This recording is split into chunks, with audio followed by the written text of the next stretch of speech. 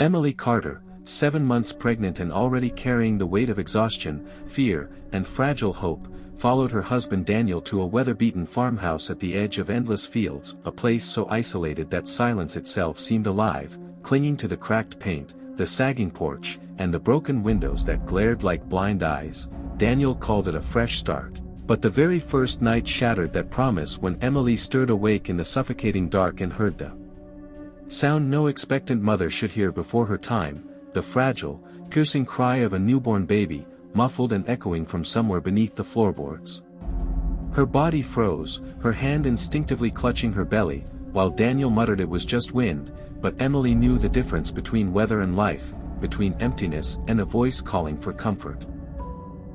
In the morning, the farmhouse looked harmless under the sun, but when she tugged back an old rug and discovered a trapdoor, a wave of dread slid down her spine, and when she lifted the hatch, dust rising like ancient breath, her flashlight fell on a cradle, small, wooden, rocking gently in the shadows as if rocked by an invisible hand, empty yet waiting.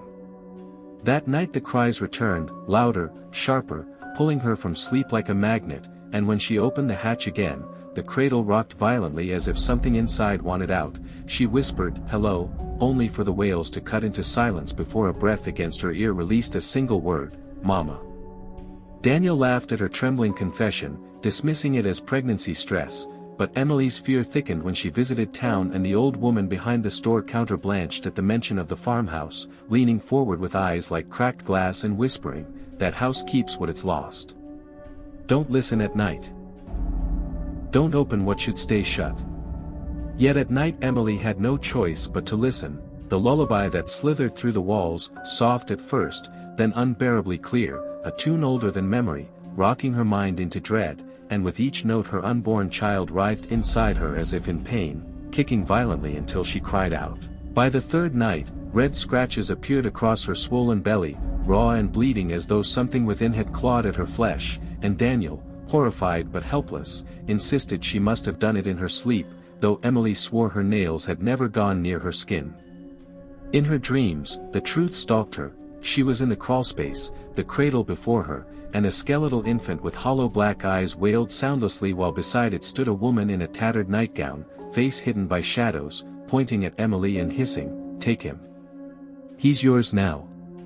Emily would wake screaming, only to hear the same whisper curling through the real night air, closer each time, "Mama." With terror boiling into obsession, she descended at last through the hatch alone, her flashlight beam trembling across damp beams and thick webs, and her breath hitched when she saw what the dark had been hiding, every plank of the crawlspace walls carved with names. Hundreds of children's names, some so fresh the wood still splintered, others faded as if decades old, each one a scar testifying to something stolen. At the center sat the cradle, rocking not gently now but with violent rhythm, and inside the moldy blanket shifted, rising and falling with the shape of something breathing. Emily's hand shook as she reached out, her heart pounding against her ribs, and the bundle twitched before a gray, withered hand shot out, gripping her wrist with unnatural strength, its skin clammy and cold as the grave. She screamed, but her cry drowned beneath a deafening chorus of voices exploding through the crawlspace, the cries of countless infants, shrieking, wailing, layering into a symphony of grief and rage that rattled the beams above her head, and through the storm of noise came one sound clearer than the rest, one voice that owned her, that branded itself into her bones and her blood, whispering and roaring at once with eternal hunger, "Mama."